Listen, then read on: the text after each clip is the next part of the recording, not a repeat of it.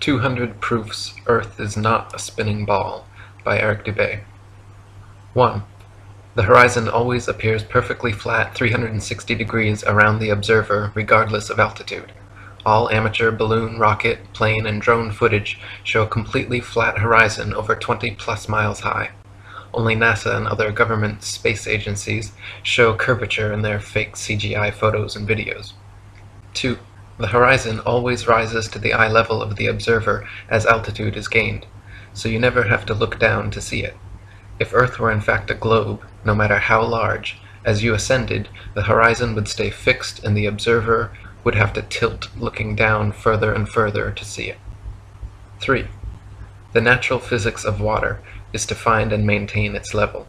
If Earth were a giant sphere tilted, wobbling, and hurtling through infinite space, then truly flat, consistently level surfaces would not exist here. But since Earth is in fact an extended flat plane, this fundamental physical property of fluids finding and remaining level is consistent with experience and common sense. 4. Rivers run down to sea level, finding the easiest course, north, south, east, west, and all other intermediary directions over the Earth at the same time. If Earth were truly a spinning ball, then many of these rivers would be impossibly flowing uphill. For example, the Mississippi, in its 3,000 miles, would have to ascend 11 miles before reaching the Gulf of Mexico. 5. One portion of the Nile River flows for 1,000 miles with a fall of only 1 foot. Parts of the West African Congo, according to the supposed inclination and movement of the ball Earth, would be sometimes running uphill and sometimes down. This would also be the case for the Parana, Paraguay, and other long rivers. 6. If Earth were a ball 25,000 miles in circumference, as NASA and modern astronomy claim, spherical trigonometry dictates the surface of all standing water must curve downward an easily measurable 8 inches per mile, multiplied by the square of the distance. This means, along a 6-mile channel of standing water, the Earth would dip 6 feet on either end from the central peak. Every time such experiments have been conducted, however, standing water has proven to be perfectly level. 7. Surveyors, engineers, and architects are never required to factor the supposed curvature of the Earth into their projects. Canals, railways, bridges, and tunnels, for example, are always cut and laid horizontally, often over hundreds of miles without any allowance for curvature. 8. The Suez Canal, connecting the Mediterranean with the Red Sea, is 100 miles long without any locks, making the water an uninterrupted continuation of the two seas. When constructed, the Earth's supposed curvature was not taken into account. It was dug along a horizontal datum line, 26 feet below sea level, passing through several lakes from one sea to the other, with the datum line and the water's surface running perfectly parallel over the 100 miles. 9. Engineer W. Winkler was published in the Earth Review regarding the Earth's supposed curvature, stating, "As an engineer of many years' standing, I saw that this absurd allowance is only permitted in school books. No engineer would dream of allowing anything of the kind. I have projected many miles of railways and many more of canals, and the allowance has not even been thought of, much less allowed for. This allowance for curvature means this, that it is 8 inches for the first mile of a canal and increasing at the ratio by the square of the distance in miles. Thus a small navigable canal for boats, say 30 miles long, will have, by the above rule, an allowance for curvature of 600 feet. Think of that, and then please credit engineers as not being quite such fools. Nothing of the sort is allowed. We no more think of allowing 600 feet for a line of 30 miles of railway or canal than of wasting our time trying to square the circle. 10. The London and Northwestern Railway forms a straight line 180 miles long between London and Liverpool. The railroad's highest point, midway at Birmingham Station, is only 240 feet above sea level. If the world were actually a globe, however, curving 8 inches per mile squared, the 180-mile stretch of rail would form an arc with the center point at Birmingham raised over a mile, a full 5,400 feet above London and Liverpool. 11. A surveyor and engineer of 30 years published in the Birmingham Weekly Mercury stated, "I am thoroughly acquainted with the theory and practice of civil engineering. However bigoted some of our professors may be in the theory of surveying according to the prescribed rules, yet it is well known amongst us that such theoretical measurements are incapable of any practical illustration. All our locomotives are designed to run on what may be regarded as true levels, or flats. There are, of course, partial inclines or gradients here and there, but they are always accurately defined and must be carefully traversed. But anything approaching to 8 inches in the mile, increasing as the square of the distance, could not be worked by any engine that was ever yet constructed. Taking one station with another, all over England and Scotland, it may be stated that all the platforms are on the same relative level. The distance between eastern and western coasts of England may be set down as 300 miles. If the prescribed curvature was indeed as represented, the central stations at Rugby or Warwick ought to be close upon 3 miles higher than a cord drawn from the two extremities. If such was the case, there is not a driver or stoker within the kingdom that would be found to take charge of the train. We can only laugh at those of your readers who seriously give us credit for such venturesome exploits as running trains round spherical curves. Horizontal curves on levels are dangerous enough. Vertical curves would be 1,000 times worse, and with our rolling stock constructed as at present, physically impossible. 12. The Manchester Ship Canal Company, published in the Earth Review, stated, "It is customary in railway and canal constructions for all levels to be referred to a datum which is nominally horizontal, and is so shown on all sections. It is not the practice in laying out public works to make allowances for the curvature of the earth." 13. In a 19th century French experiment by M.M. and Arago, a powerful lamp with good reflectors was placed on the summit of Desierto las Palmas in Spain, and able to be seen all the way from Capri on the island of Ibiza. Since the elevation of the 2 points were identical, and the distance between covered nearly 100 miles, if the earth were a ball 25,000 miles in circumference, the light should have been more than 6,600 feet, a mile and a quarter, below the line of sight. 14. The Lieutenant Colonel Portlock experiment used oxyhydrogen Drummond's lights and heliostats to reflect the sun's rays across stations set up across 108 miles of St. George's Channel. If the Earth were actually a ball 25,000 miles in circumference, Portlock's light should have remained hidden under a mile and a half of curvature. 15.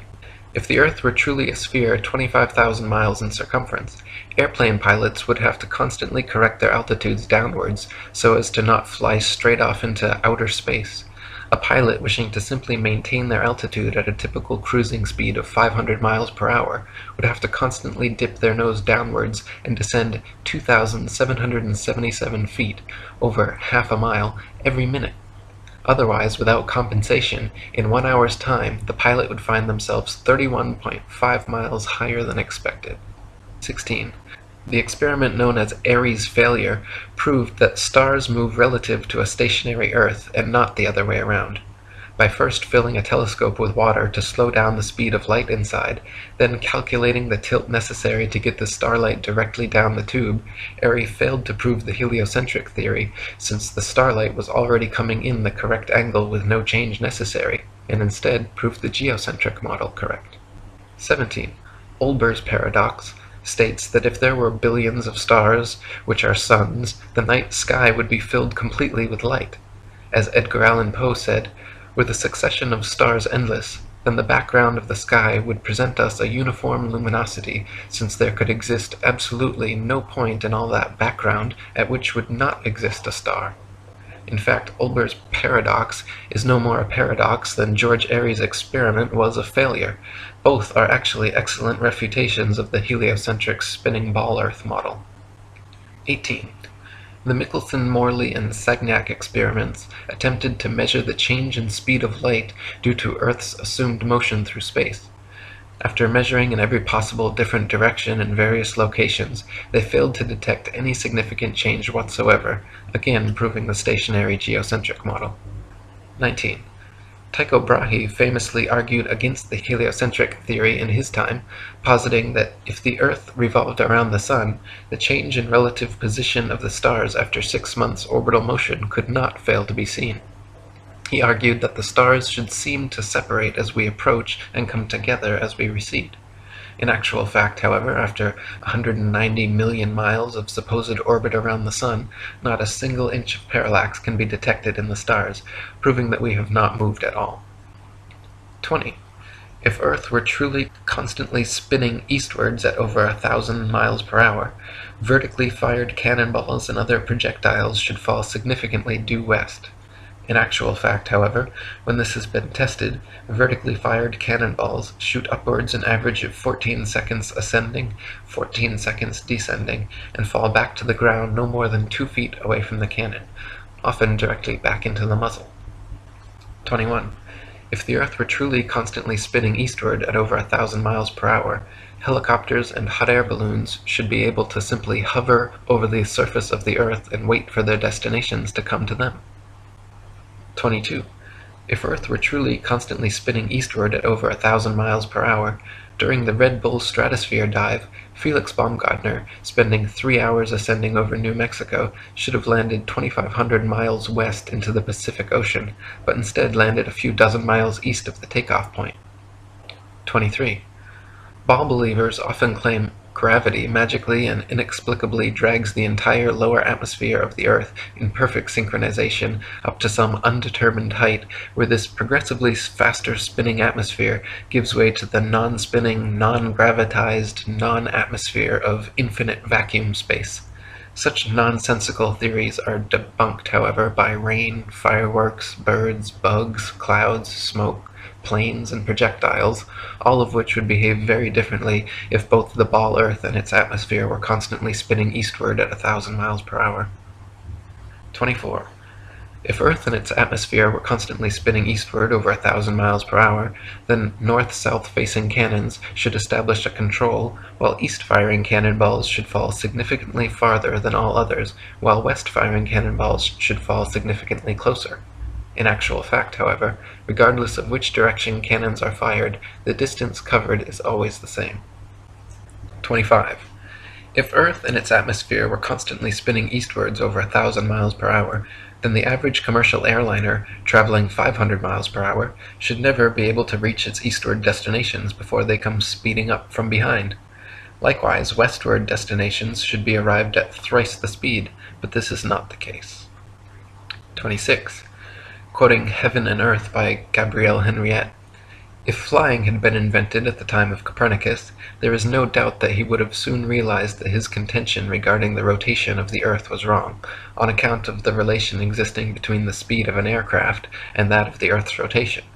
If the Earth rotates, as it is said, at 1,000 miles an hour, and a plane flies in the same direction at only 500 miles, it is obvious that its place of destination will be farther removed every minute. On the other hand, if flying took place in the opposite direction to that of the rotation, a distance of 1,500 miles would be covered in 1 hour instead of 500, since the speed of the rotation is to be added to that of the plane. It could also be pointed out that such a flying speed of 1,000 miles an hour, which is supposed to be that of the Earth's rotation, has recently been achieved, so that an aircraft flying at this rate in the same direction as that of the rotation could not cover any ground at all. It would remain suspended in mid-air over the spot from which it took off, since both speeds are equal. 27. If Earth and its atmosphere were constantly spinning eastwards over 1,000 miles per hour, landing airplanes on such fast-moving runways, which face all manner of directions, north, south, east, west, and otherwise, would be practically impossible. Yet, in reality, such fictional concerns are completely negligible. 28.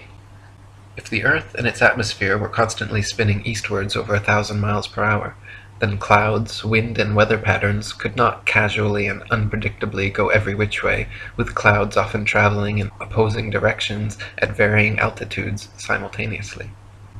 29.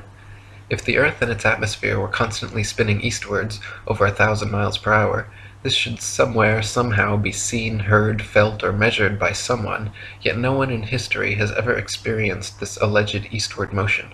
Meanwhile, however, we can hear, feel, and experimentally measure even the slightest westward breeze. 30.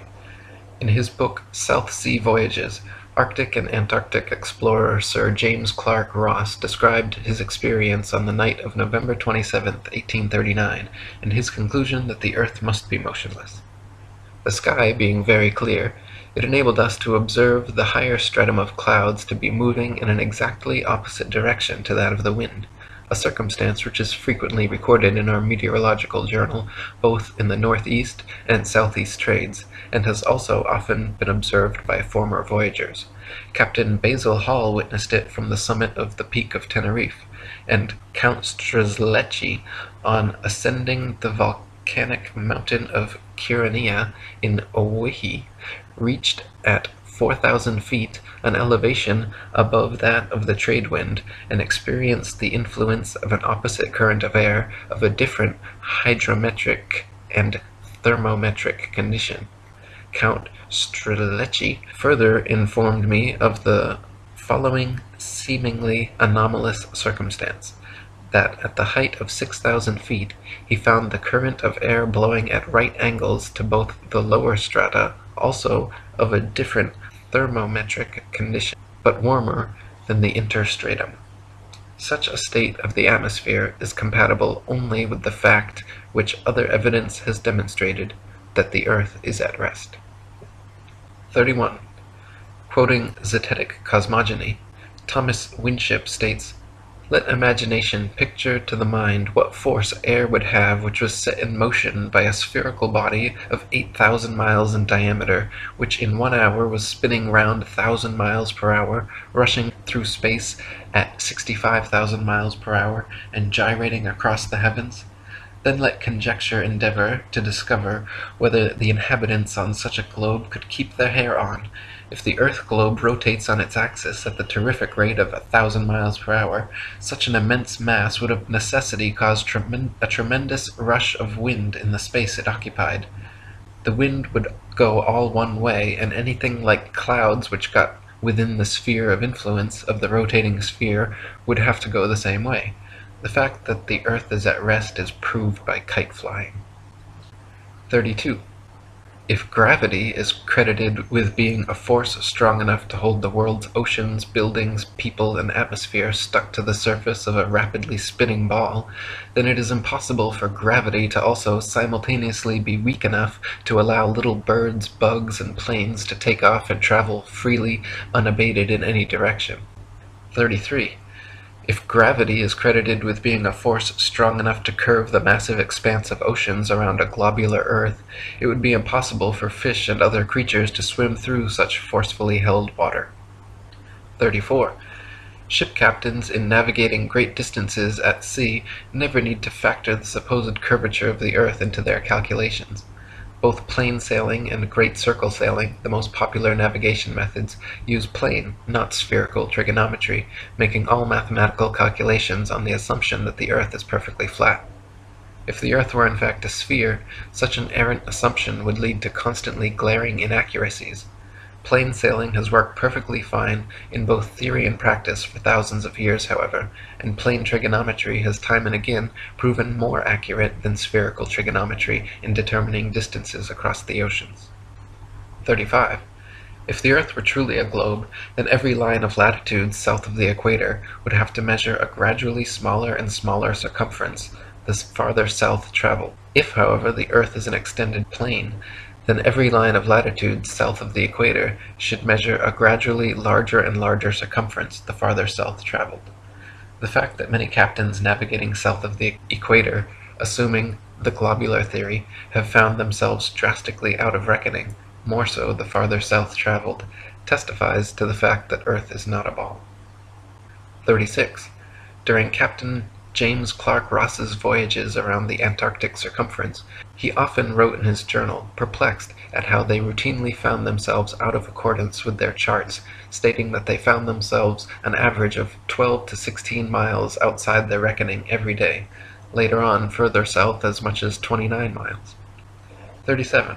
Lieutenant Charles Wilkes commanded a United States Navy exploration expedition to the Antarctic from 1838 to 1842, and in his journals also mentioned being consistently east of his reckoning, sometimes over 20 miles in less than 18 hours. 38.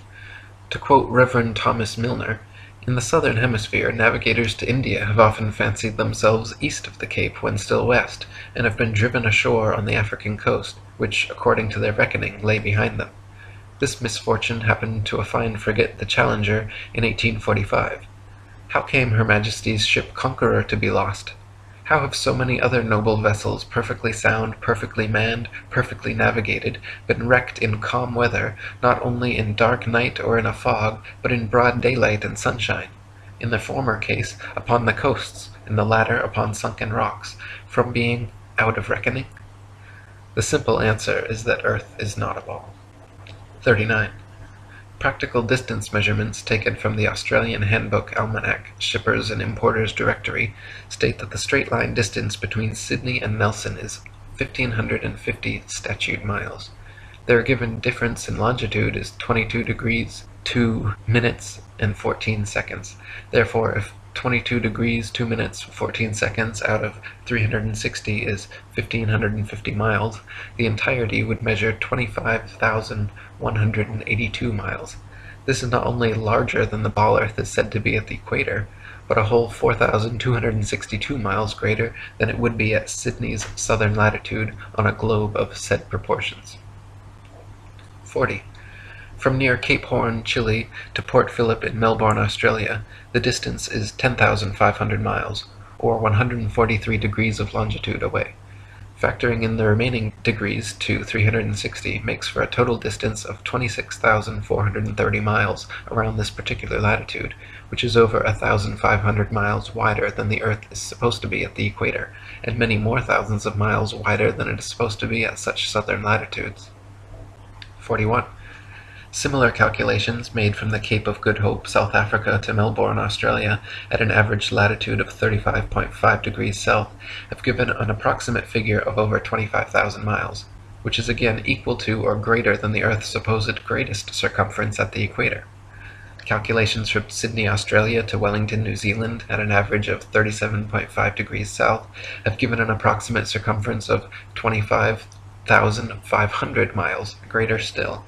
According to the ball Earth theory, the circumference of the Earth at 37.5 degrees southern latitude should be only 19,757 statute miles, almost 6,000 miles less than such practical measurements. 42. In the ball Earth model, Antarctica is an ice continent which covers the bottom of the ball from 78 degrees south latitude to 90, and is therefore not more than 12,000 miles in circumference.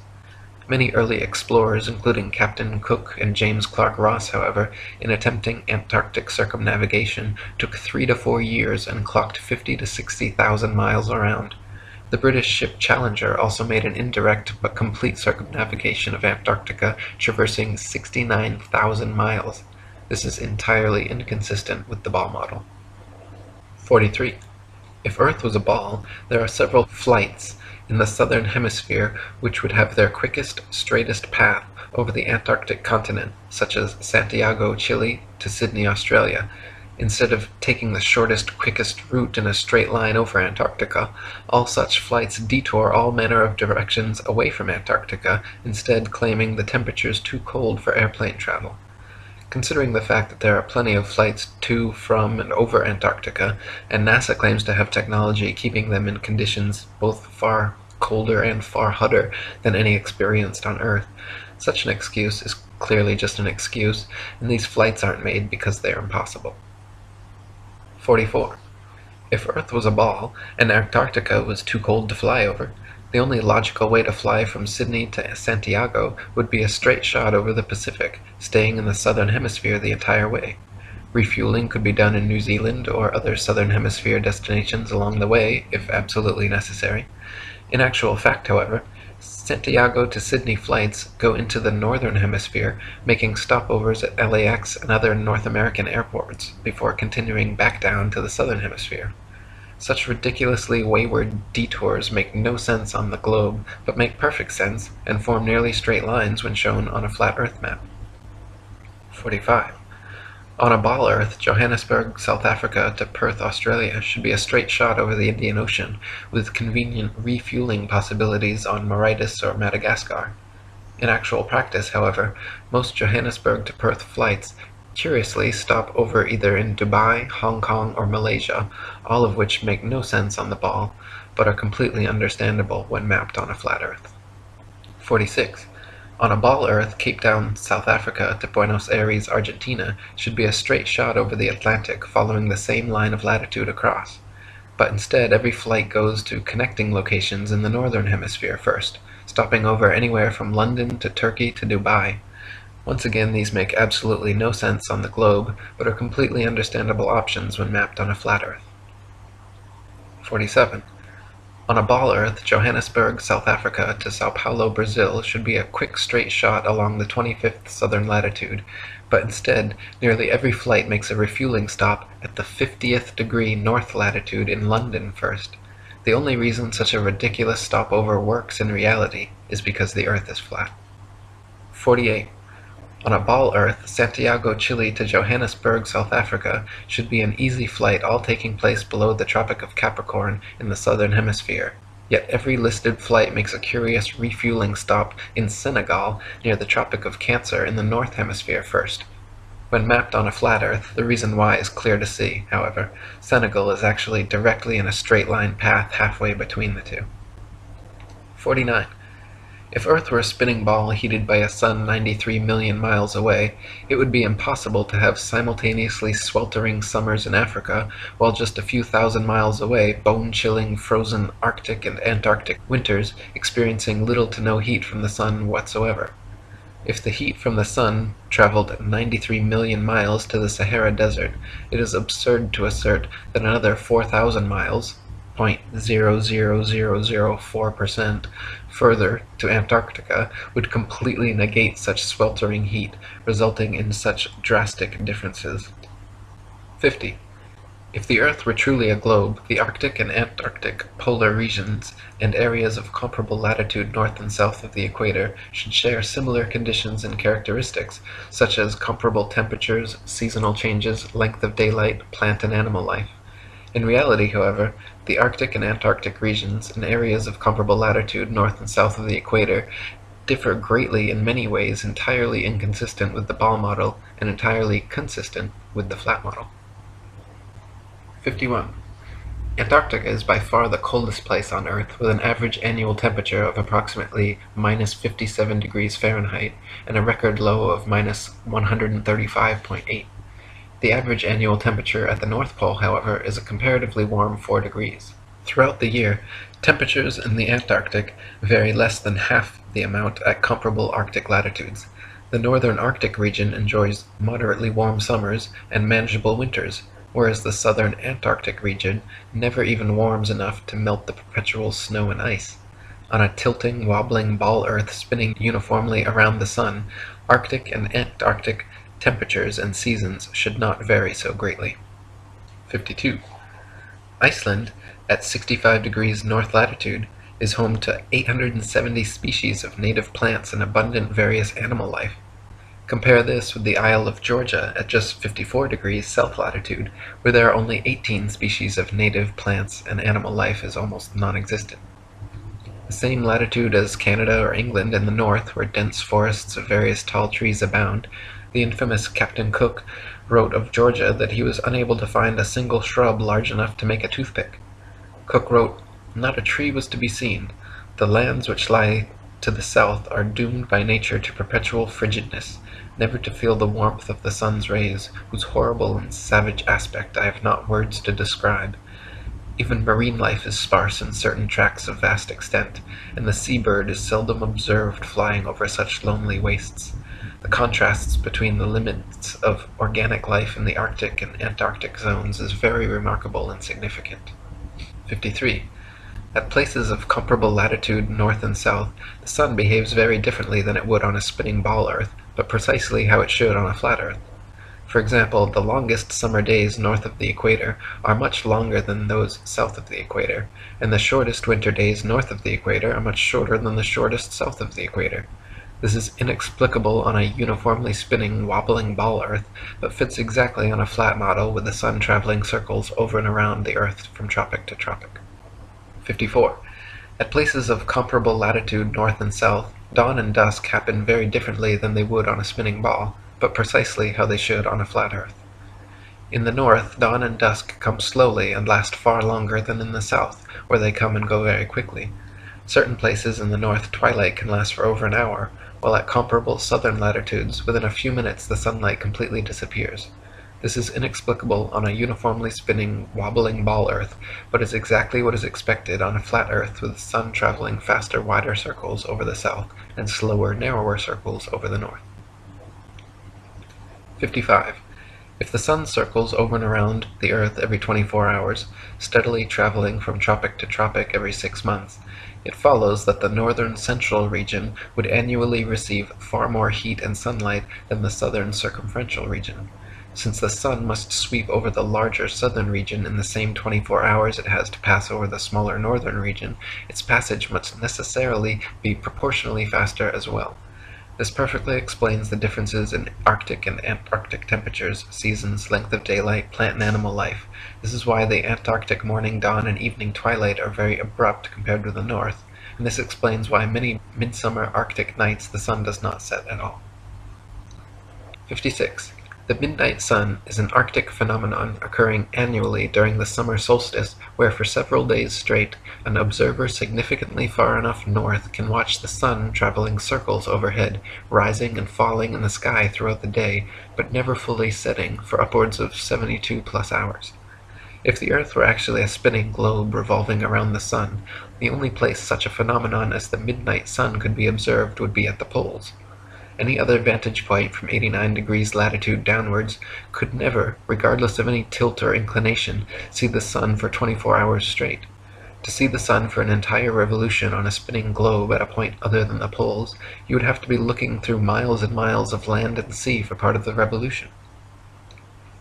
57.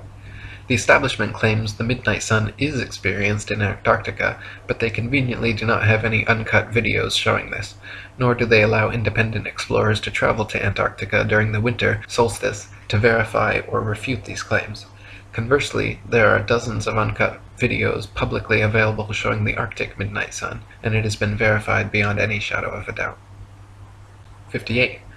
The Royal Belgian Geographical Society, in their Expedition Antarctique Belge, recorded that during the most severe part of the Antarctic winter, from 71 degrees south latitude onwards, the sun sets on May 17th and is not seen above the horizon again until July 21st. This is completely at odds with the ball Earth theory, but easily explained by the flat Earth model. The midnight sun is seen from high altitudes in extreme northern latitudes during Arctic summer because the sun, at its innermost cycle, is circling tightly enough around the polar center that it remains visible above the horizon for someone at such a vantage point. Likewise, in extreme southern latitudes during Arctic summer, the sun completely disappears from view for over 2 months, because there, at the northern tropic, the innermost arc of its boomerang journey, the sun is circling the northern center too tightly to be seen from the southern circumference. 59. Quoting Gabrielle Henriette, "The theory of the rotation of the Earth may once and for all be definitely disposed of as impracticable by pointing out the following inadvertence. It is said that the rotation takes 24 hours and that its speed is uniform, in which case, necessarily, days and nights should have an identical duration of 12 hours each all the year round. The sun should invariably rise in the morning and set in the evening at the same hours, with the result that it would be the equinox every day from the 1st of January to the 31st of December. One should stop and reflect on this before saying that the Earth has a movement of rotation. How does the system of gravitation account for the seasonal variations in the length of days and nights if the Earth rotates at a uniform speed in 24 hours? 60. Anyone can prove the sea horizon perfectly straight and the Earth perfectly flat using nothing more than a level, tripods, and a wooden plank. At any altitude above sea level, simply fix a 6 to 12 foot long, smooth, leveled board edgewise upon tripods and observe the skyline from eye level behind it. The distant horizon will always appear perfectly level with the upper edge of the board. Furthermore, if you move in a half circle from one end of the board to the other, whilst observing the skyline over the upper edge, you will be able to trace a clear, flat 10 to 20 miles depending on your altitude. This would be impossible if the Earth were a globe 25,000 miles in circumference. The horizon would align over the center of the board, but then gradually, noticeably decline towards the extremities. Just 10 miles on each side would necessitate an easily visible curvature of 66.6 feet from each end to the center. 61. If the Earth were actually a big ball 25,000 miles in circumference, the horizon would be noticeably curved even at sea level, and everything on or approaching the horizon would appear to tilt backwards slightly from your perspective. Distant buildings along the horizon would all look like leaning towers of Pisa falling away from the observer. A hot air balloon taking off, then drifting steadily away from you on a ball Earth would slowly and constantly appear to lean back more and more the farther away it flew, the bottom of the basket coming gradually into view as the top of the balloon disappears from sight. In reality, however, buildings, balloons, trees, people, anything and everything at right angles to the ground and horizon remain so, regardless the distance or height of the observer. 62. Samuel Rowbotham's experiments at the Old Bedford level proved conclusively the canal's water to be completely flat over a 6-mile stretch. First, he stood in the canal with his telescope held 8 inches above the surface of the water. Then his friend in a boat with a 5-foot-tall flag sailed the 6 miles away. If Earth were a ball 25,000 miles in circumference, the 6-mile stretch of water should have comprised an arc exactly 6 feet high in the middle, so the entire boat and flag should have ultimately disappeared, when in fact the entire boat and flag remained visible at the same height for the entire journey. 63. In a second experiment, Dr. Rowbotham affixed flags 5 feet high along the shoreline, one at every mile marker, then using his telescope mounted at 5 feet just behind the first flag, looked over the tops of all 6 flags, which lined up in a perfectly straight line. If the Earth were a ball 25,000 miles in circumference, the flags should have progressively dipped down after the first establishing line of sight. The second would have descended 8 inches, 32 inches for the third, 6 feet for the fourth, 10 feet 8 inches for the fifth, and 16 feet 8 inches for the sixth. 64. Quoting Earth Not a Globe by Samuel Rowbotham, "It is known that the horizon at sea, whatever distance it may extend to the right and left of the observer on land, always appears as a straight line. The following experiment has been tried in various parts of the country. At Brighton, on a rising ground near the race course, 2 poles were affixed in the earth 6 yards apart and directly opposite the sea. Between these poles a line was tightly stretched parallel to the horizon. From the center of the line the view embraced not less than 20 miles on each side, making a distance of 40 miles. A vessel was observed sailing directly westwards. The line cut the rigging a little above the bulwarks, which it did for several hours, or until the vessel had sailed the whole distance of 40 miles. The ship coming into view from the east would have to ascend an inclined plane for 20 miles until it arrived at the center of the arc, whence it would have to descend for the same distance. The square of 20 miles multiplied by 8 inches gives 266 feet as the amount the vessel would be below the line at the beginning and at the end of the 40 miles. 65. Also quoting Dr. Rowbotham, "On a shore near Waterloo, a few miles to the north of Liverpool, a good telescope was fixed at an elevation of 6 feet above the water. It was directed to a large steamer just leaving the River Mersey and sailing out to Dublin. Gradually the masthead of the receding vessel came nearer to the horizon, until at length, after more than 4 hours had elapsed, it disappeared. The ordinary rate of sailing of the Dublin steamers was fully 8 miles an hour, so that the vessel would be at least 32 miles distant when the masthead came to the horizon. The 6 feet of elevation of the telescope would require 3 miles to be deducted for convexity, which would leave 29 miles, the square of which, multiplied by 8 inches, gives 560 feet, deducting 80 feet for the height of the main mast, and we find that, according to the doctrine of rotundity, the masthead of the outward-bound steamer should have been 480 feet below the horizon. Many other experiments of this kind have been made upon sea-going steamers, and always with results entirely incompatible with the theory that the earth is a globe." 66. Dr. Rowbotham conducted several other experiments using telescopes, spirit levels, sextants, and theodolites, special precision instruments used for measuring angles in horizontal or vertical planes. By positioning them at equal heights, aimed at each other successively, he proved over and over the earth to be perfectly flat for miles without a single inch of curvature.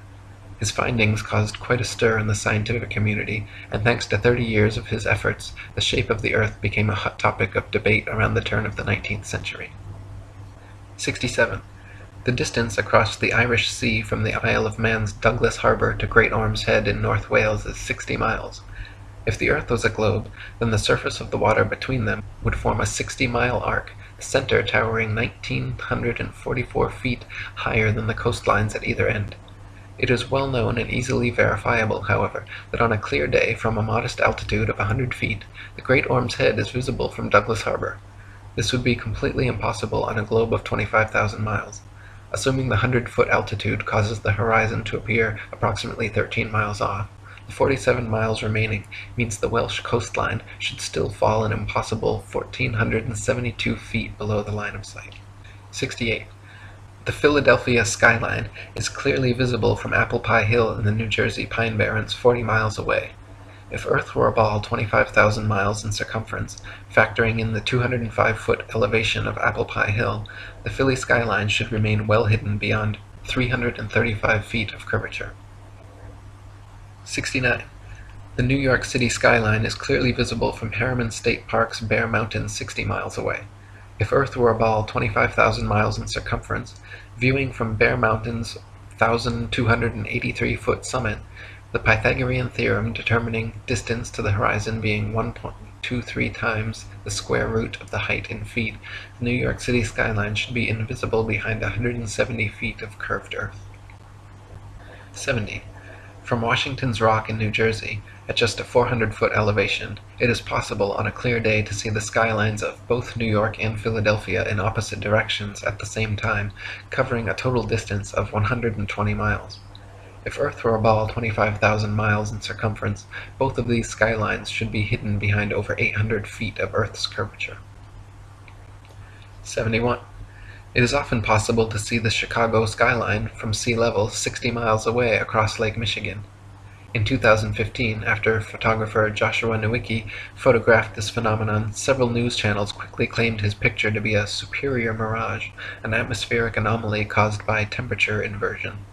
While these certainly do occur, the skyline in question was facing right side up and clearly seen, unlike a hazy, illusory mirage, and on a ball Earth 25,000 miles in circumference should be 2,400 feet below the horizon. 72. October 16, 1854, the Times newspaper reported the Queen's visit to Great Grimsby from Hull, recording they were able to see the 300-foot-tall dock tower from 70 miles away. On a ball Earth 25,000 miles in circumference, factoring their 10-foot elevation above the water and the tower's 300-foot height at 70 miles away, the dock tower should have remained an entire 2,600 feet below the horizon. 73. In 1872, Captain Gibson and crewmates, sailing the ship Thomas Wood from China to London, reported seeing the entirety of St. Helena Island on a clear day from 75 miles away. Factoring in their height during measurement on a ball Earth 25,000 miles in circumference, it was found the island should have been 3,650 feet below their line of sight. 74. From Genoa, Italy, at a height of just 70 feet above sea level, the island of Gorgona can often be seen 81 miles away. If Earth were a ball 25,000 miles in circumference, Gorgona should be hidden beyond 3,332 feet of curvature. 75. From Genoa, Italy, at a height of just 70 feet above sea level, the island of Corsica can often be seen 99 miles away. If Earth were a ball 25,000 miles in circumference, Corsica should fall 5,245 feet, almost an entire mile below the horizon. 76. From Genoa, Italy, 70 feet above sea level, the island of Caprea, 102 miles away, can often be seen as well. If Earth were a ball 25,000 miles in circumference, Caprea should always remain hidden behind 5,605 feet, over a mile of supposed curvature. 77. Also from Genoa, on bright clear days, the island of Elba can be seen an incredible 125 miles away. If Earth were a ball 25,000 miles in circumference, Elba should be forever invisible behind 8,770 feet of curvature. 78. From Anchorage, Alaska, at an elevation of 102 feet, on clear days, Mount Foraker can be seen with the naked eye 120 miles away. If Earth were a ball 25,000 miles in circumference, Mount Foraker's 17,400-foot summit should be leaning back away from the observer, covered by 7,719 feet of curved earth. In reality, however, the entire mountain can be quite easily seen standing straight from base to summit. 79. From Anchorage, Alaska, at an elevation of 102 feet, on clear days Mount McKinley can be seen with the naked eye from 130 miles away. If Earth were a ball 25,000 miles in circumference, Mount McKinley's 20,320-foot summit should be leaning back away from the observer and almost half covered by 9,220 feet of curved earth. In reality, however, the entire mountain can be quite easily seen standing straight from base to summit. 80. In Chambers' Journal, February 1895, a sailor near Mauritius in the Indian Ocean reported having seen a vessel which turned out to be an incredible 200 miles away. The incident caused much heated debate in nautical circles at the time, gaining further confirmation in Aden, Yemen, where another witness reported seeing a missing Bombay steamer from 200 miles away.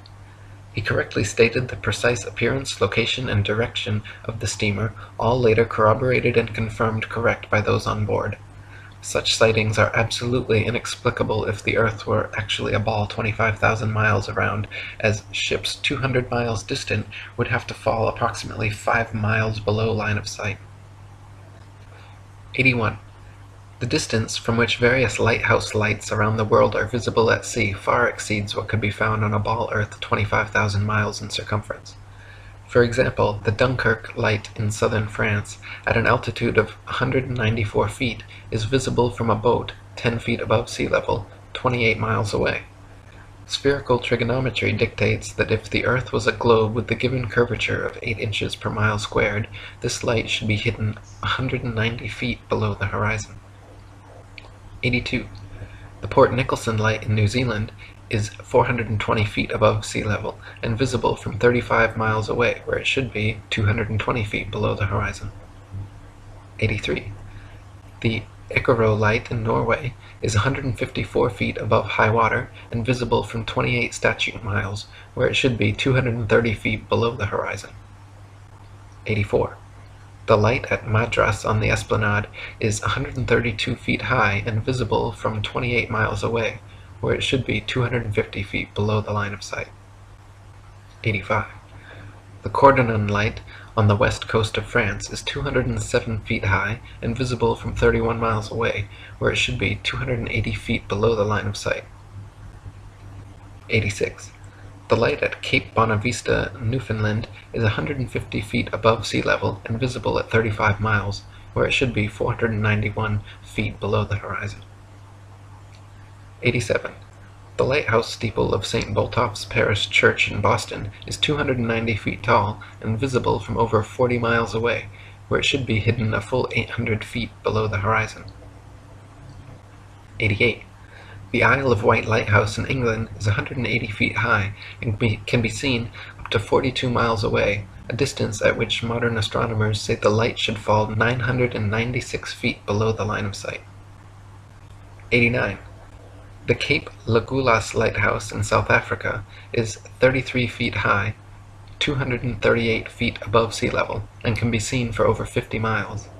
If the world were a globe, this light would fall 1,400 feet below an observer's line of sight. 90. The Statue of Liberty in New York stands 326 feet above sea level, and on a clear day can be seen as far as 60 miles away. If the Earth were a globe, that would put Lady Liberty at an impossible 2,074 feet below the horizon. 91. The lighthouse at Port Said, Egypt, at an elevation of only 60 feet, has been seen an astonishing 58 miles away, where, according to modern astronomy, it should be 2,182 feet below the line of sight. 92. The Notre Dame Antwerp spire stands 403 feet high from the foot of the tower, with Strasbourg measuring 468 feet above sea level. With the aid of a telescope, ships can be distinguished on the horizon, and captains declare they can see the cathedral spire from an amazing 150 miles away. If the Earth were a globe, however, at that distance the spire should be an entire mile, 5,280 feet below the horizon. 93. The St. George's Channel between Holyhead and Kingstown Harbour near Dublin is 60 miles across. When halfway across, a ferry passenger will notice behind them the light on Holyhead Pier as well as in front of them the Poolbeg light in Dublin Bay. The Holyhead Pier light is 44 feet high, while the Poolbeg lighthouse 68 feet. Therefore, a vessel in the middle of the channel, 30 miles from either side, standing on a deck 24 feet above the water, can clearly see both lights. On a ball Earth 25,000 miles in circumference, however, both lights should be hidden well below both horizons by over 300 feet. 94. From the highland near Portsmouth Harbour in Hampshire, England, looking across Spithead to the Isle of Wight, the entire base of the island, where water and land come together, composes a perfectly straight line 22 statute miles long. According to the ball Earth theory, the Isle of Wight should decline 80 feet from the center on each side to account for the necessary curvature. The crosshairs of a good theodolite directed there, however, have repeatedly shown the land and water line to be perfectly level. 95. On a clear day from the High Head near Douglas Harbour on the Isle of Man, the whole length of the coast of North Wales is often plainly visible to the naked eye. From the Point of Ayr at the mouth of the River Dee to Holyhead comprises a 50-mile stretch which has also been repeatedly found to be perfectly horizontal. If the Earth actually had curvature of 8 inches per mile squared, as NASA and modern astronomy claim, the 50-mile length of Welsh coast seen along the horizon in Liverpool Bay would have to decline from the center point an easily detectable 416 feet on each side. 96. From 100 Proofs the Earth is Not a Globe by William Carpenter. If we take a journey down Chesapeake Bay by night, we shall see the light exhibited at Sharp's Island for an hour before the steamer gets to it. We may take up a position on deck so that the rail of the vessel's side will be in a line with the light and in the line of sight, and we shall find that in the whole journey the light won't vary in the slightest degree in its apparent elevation. But say that a distance of 13 miles has been traversed, the astronomer's theory of curvature demands a difference, one way or the other, in the apparent elevation of the light of 112 feet 8 inches. Since, however, there is not a difference of 100 hair's breadths, we have a plain proof that the water of the Chesapeake Bay is not curved, which is a proof that the Earth is not a globe. 97. NASA and modern astronomy say the Earth is a giant ball tilted back, wobbling and spinning 1,000 miles per hour around its central axis, traveling 67,000 miles per hour circles around the Sun, spiraling 500,000 miles per hour around the Milky Way, while the entire galaxy rockets a ridiculous 670 million miles through the universe, with all of these motions originating from an alleged Big Bang cosmogenic explosion 14 billion years ago. That's a grand total of 67,568,000 miles per hour in several different directions we're all supposedly speeding along at simultaneously, yet no one has ever seen, felt, heard, measured, or proven a single one of these motions to exist whatsoever. 98. NASA and modern astronomy say Polaris, the North Pole star, is somewhere between 323 and 434 light-years, or about 2 quadrillion miles, away from us. Firstly, note that is between 1,938,000,000,000,000 to 2,604,000,000,000,000 miles, making a difference of over 600 trillion miles. If modern astronomy cannot even agree on the distance to stars within hundreds of trillions of miles, perhaps their science is flawed and their theory needs re-examining.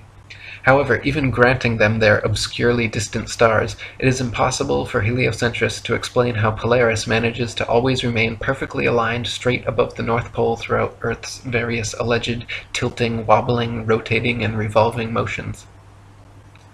99. Viewed from a ball Earth, Polaris, situated directly over the North Pole, should not be visible anywhere in the southern hemisphere. For Polaris to be seen from the southern hemisphere of a globular Earth, the observer would have to be somehow looking through the globe, and miles of land and sea would have to be transparent. Polaris can be seen, however, up to over 20 degrees south latitude. 100. If Earth were a ball, the Southern Cross and other southern constellations would all be visible at the same time from every longitude on the same latitude, as is the case in the north with Polaris and its surrounding constellations. Ursa Major and Minor and many others can be seen from every northern meridian simultaneously, whereas in the south, constellations like the Southern Cross cannot. This proves that the southern hemisphere is not turned under as in the ball model, but simply stretching further outwards away from the northern center point as in the flat Earth model. 101. Sigma Octantis is claimed to be a southern central pole star similar to Polaris, around which the southern hemisphere stars all rotate around the opposite direction. Unlike Polaris, however, Sigma Octantis cannot be seen simultaneously from every point along the same latitude. It is not central, but allegedly 1 degree off-center. It is not motionless, and in fact cannot be seen at all using publicly available telescopes. There is legitimate speculation regarding whether Sigma Octantis even exists. Either way, the direction in which stars move overhead is based on perspective and the exact direction you're facing, not which hemisphere you're in. 102. Some heliocentrists have tried to suggest that the pole star's gradual declination overhead as an observer travels southward is proof of a globular Earth. Far from it, the declination of the pole star or any other object is simply a result of the law of perspective on plane, flat surfaces. The law of perspective dictates that the angle and height at which an object is seen diminishes the farther one recedes from the object, until at a certain point the line of sight and the seemingly uprising surface of the Earth converges to a vanishing point, i.e. the horizon line, beyond which the object is invisible. In the ball Earth model, the horizon is claimed to be the curvature of the Earth, whereas in reality, the horizon is known to simply be the vanishing line of perspective based on the strength of your eye's instruments, weather, and altitude. 103. There are several constellations which can be seen from far greater distances over the face of the Earth than should be possible if the world were a rotating, revolving, wobbling ball. For instance, Ursa Major, very close to Polaris, can be seen from 90 degrees north latitude, the North Pole, all the way down to 30 degrees south latitude. For this to be possible on a ball Earth, the southern observers would have to be seeing through hundreds or thousands of miles of bulging Earth to the northern sky. 104. The constellation Vulpecula can be seen from 90 degrees north latitude all the way to 55 degrees south latitude. Taurus, Pisces, and Leo can be seen from 90 degrees north all the way to 65 degrees south. An observer on a ball Earth, regardless of any tilt or inclination, should not logically be able to see this far. 105. Aquarius and Libra can be seen from 65 degrees north to 90 degrees south. The constellation Virgo is visible from 80 degrees north down to 80 degrees south, and Orion can be seen from 85 degrees north all the way to 75 degrees south latitude.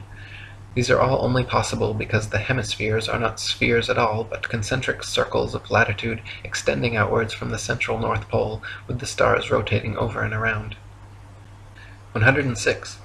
The so-called South Pole is simply an arbitrary point along the Antarctic ice marked with a red and white barbershop pole topped with a metal ball Earth.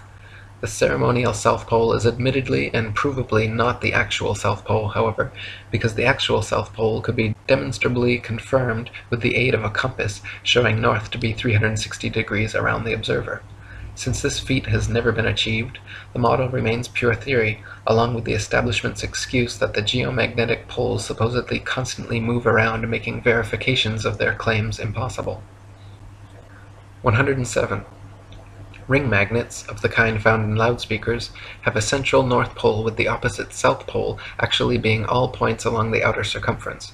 This perfectly demonstrates the magnetism of our flat Earth, whereas the alleged source of magnetism in the ball Earth model is emitted from a hypothetical molten magnetic core in the center of the ball, which they claim conveniently causes both poles to constantly move, thus evading independent verification at their two ceremonial poles.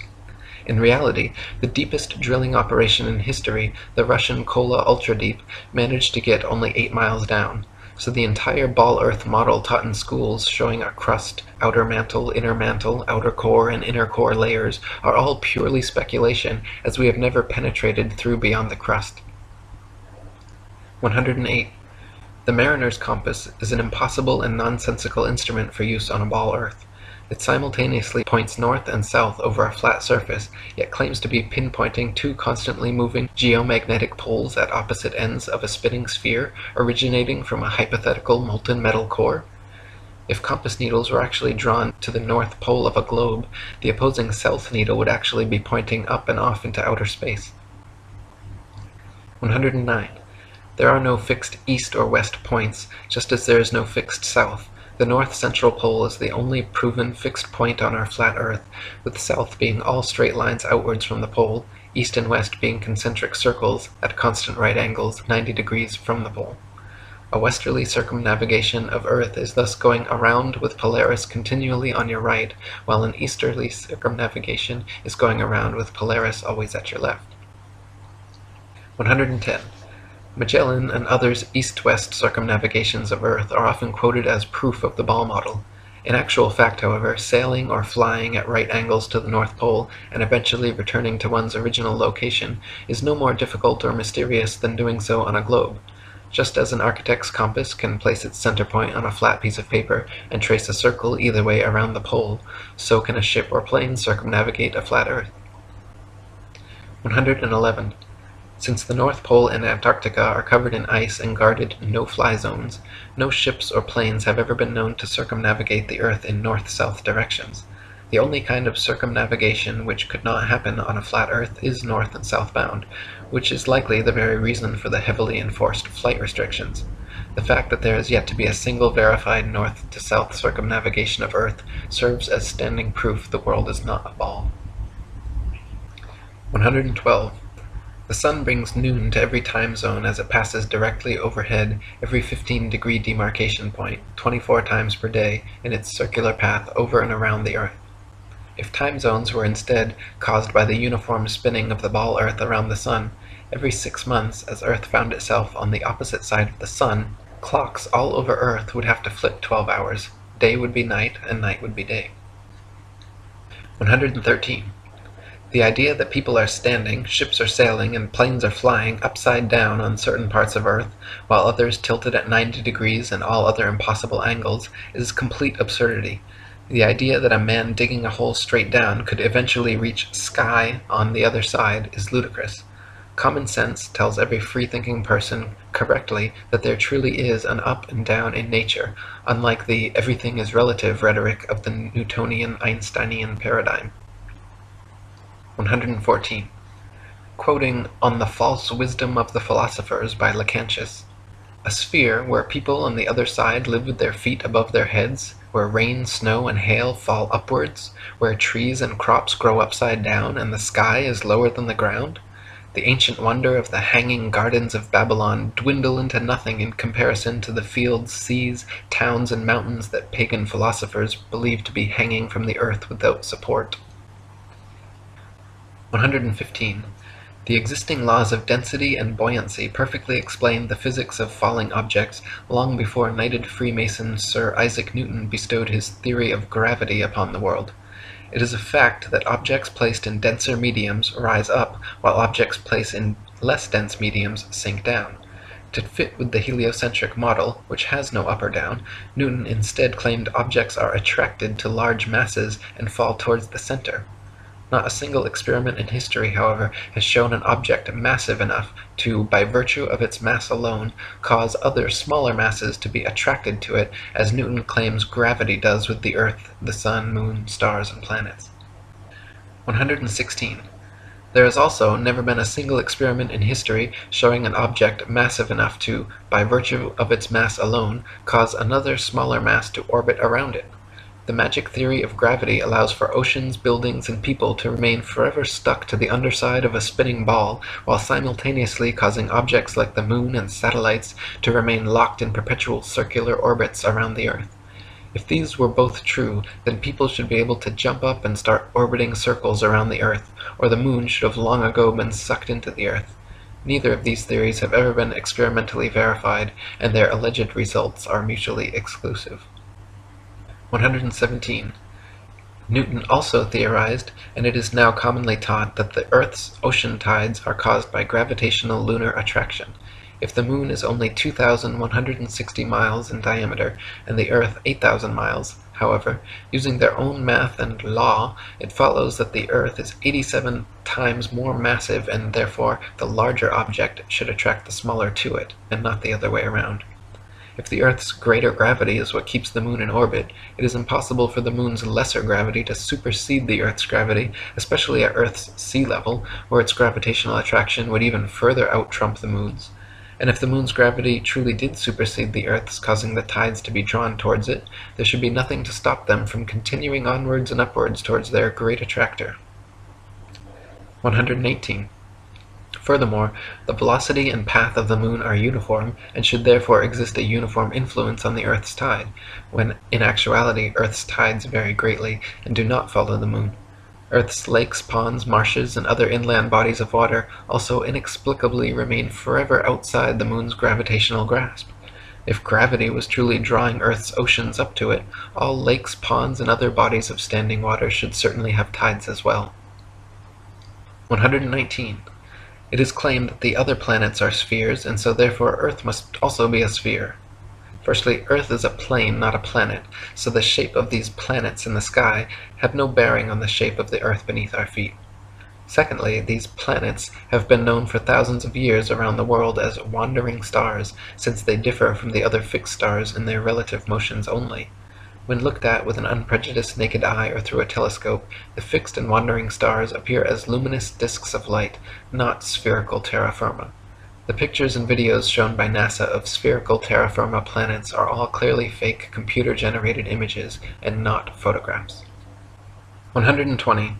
The etymology of the word planet actually comes from the late Old English planet, or from Old French planet, from Latin planeta, from Greek planetes, planetae, wandering stars, or to wander, of unknown origin, to spread, or notion of spread out, from Latin planum, flat surface, plane, level, plane. They just added a T to our Earth plane, and everyone bought it. 121. When you observe the Sun and Moon, you see two equally sized equidistant circles tracing similar paths at similar speeds around a flat stationary Earth. The experts at NASA, however, claim your common-sense everyday experience is false on all counts. To begin with, they say the Earth is not flat but a big ball, not stationary but spinning around 19 miles per second. They say the Sun does not revolve around the Earth as it appears, but Earth revolves around the Sun. The Moon, on the other hand, does revolve around the Earth, though not east to west as it appears, rather west to east, and the Sun is actually 400 times larger than the Moon and 400 times farther away. You can clearly see they are the same size and distance. You can see the Earth is flat, you can feel the Earth is stationary, but according to the gospel of modern astronomy, you are wrong and a simpleton worthy of endless ridicule if you dare to trust your own eyes and experience. 122. Quoting Alan Daves, "If the government or NASA had said to you that the Earth is stationary, imagine that. And then imagine we are trying to convince people that no, it's not stationary, it's moving forward at 32 times rifle bullet speed and spinning at 1,000 miles per hour. We would be laughed at. We would have so many people telling us, you're crazy, the Earth's not moving. We would be ridiculed for having no scientific backing for this convoluted moving Earth theory. And not only that, but then people would say, oh, then how do you explain a fixed calm atmosphere and the Sun's observable movement? How do you explain that? Imagine saying to people, no, the atmosphere is moving also, but is somehow magically velcroed to the moving Earth. The reason is not simply because the Earth is stationary. So what we are actually doing is what makes sense. We are saying that the moving Earth theory is nonsense. The stationary Earth theory makes sense, and we are being ridiculed. You've got to picture it being the other way around to realize just how ridiculous the situation is. This theory from the government and NASA that the Earth is rotating and orbiting and leaning over and wobbling is absolute nonsense, and yet people are clinging to it tightly like a teddy bear. They just can't bring themselves to face the possibility that the Earth is stationary, though all evidence shows it. We feel no movement, the atmosphere hasn't been blown away, we see the Sun move from east to west. Everything can be explained by a motionless Earth without bringing in all these assumptions to cover up previous assumptions gone bad. 123. Heliocentrists' astronomical figures always sound perfectly precise, but they have historically been notorious for regularly and drastically changing them to suit their various models. For instance, in his time, Copernicus calculated the Sun's distance from Earth to be 3,391,200 miles. The next century, Johannes Kepler decided it was actually 12,376,800 miles away. Isaac Newton once said, "It matters not whether we reckon it 28 or 54 million miles distant, for either would do just as well." How scientific! Benjamin Martin calculated between 81 and 82 million miles. Thomas Dilworth claimed 93,726,900 miles. John Hine stated positively 95,298,260 miles. Benjamin Gould said more than 96 million miles, and Christian Mayer thought it was more than 104 million. Flat earthers throughout the ages, conversely, have used sextants and plane trigonometry to make such calculations, and found the sun and the moon both to be only about 32 miles in diameter and less than a few thousand miles from Earth. 124. Amateur balloon footage taken above the clouds has provided stunning visual proof that the sun cannot be millions of miles away. In several shots, you can see a clear hotspot reflecting on the clouds directly below the sun's spotlight-like influence. If the sun were actually millions of miles away, such a small localized hotspot could not occur. 125. Another proof the sun is not millions of miles away is found by tracing the angle of sun rays back to their source above the clouds. There are thousands of pictures showing how sunlight comes down through cloud cover at a variance of converging angles. The area of convergence is, of course, the sun, and is not millions of miles away, but rather relatively close to Earth, just above the clouds. 126. The sun's annual journey from tropic to tropic, solstice to solstice, is what determines the length and character of days, nights, and seasons. This is why equatorial regions experience almost year-round summer and heat, while higher latitudes north, and especially south, experience more distinct seasons with harsh winters. The heliocentric model claims seasons change based on the ball Earth's alleged axial tilt and elliptical orbit around the sun, yet their flawed current model places us closest to the sun, 91 million miles, in January, when it is actually winter, and farthest from the sun, 94.5 million miles, in July, when it's actually summer throughout most of the Earth. 127. The fact that the sun and moon's reflections on water always form a straight-line path from the horizon to the observer proves the Earth is not a ball. If the Earth's surface was curved, it would be impossible for the reflected light to curve over the ball from horizon to observer. 128. There are huge centuries-old stone sundials and moondials all over the world which still tell the time now down to the minute as perfectly as the day they were made. If the Earth, Sun, and Moon were truly subject to the number of contradictory, revolving, rotating, wobbling, and spiraling motions claimed by modern astronomy, it would be impossible for these monuments to so accurately tell time without constant adjustment. 129. To quote William Carpenter, "Why in the name of common sense should observers have to fix their telescopes on solid stone bases so that they should not move a hair's breadth, if the earth on which they fix them moves at the rate of 19 miles in a second? Indeed, to believe that 6,000 million tons is rolling, surging, flying, darting on through space forever, with a velocity compared with which a shot from a cannon is a very slow coach, with such unerring accuracy that a telescope fixed on granite pillars in an observatory will not enable a lynx-eyed astronomer to detect a variation in its onward motion of the thousandth part of a hair's breadth, is to conceive a miracle compared with which all the miracles on record put together would sink into utter insignificance. Since we can, in middle north latitudes, see the North Star, on looking out of a window that faces it, and out of this very same corner of the very same pane of glass in the very same window, all the year round, it is proof enough for any man in his senses that we have not made any motion at all, and that the earth is not a globe. 130. From Earth Not a Globe by Samuel Robotham. Take 2 carefully bored metallic tubes, not less than 6 feet in length, and place them 1 yard asunder on the opposite sides of a wooden frame, or a solid block of wood or stone, so adjust them that their centers or axes of vision shall be perfectly parallel to each other. Now direct them to the plane of some notable fixed star a few seconds previous to its meridian time. Let an observer be stationed at each tube, and the moment the star appears in the first tube, let a loud knock or other signal be given, to be repeated by the observer at the second tube when he sees the same star. A distinct period of time will elapse between the signals given. The signals will follow each other in very rapid succession, but still, the time between is sufficient to show that the same star is not visible at the same moment by two parallel lines of sight when only 1 yard asunder. A slight inclination of the second tube towards the first tube would be required for the star to be seen through both tubes at the same instant. Let the tubes remain in their positions for 6 months, at the end of which time the same observation or experiment will produce the same results.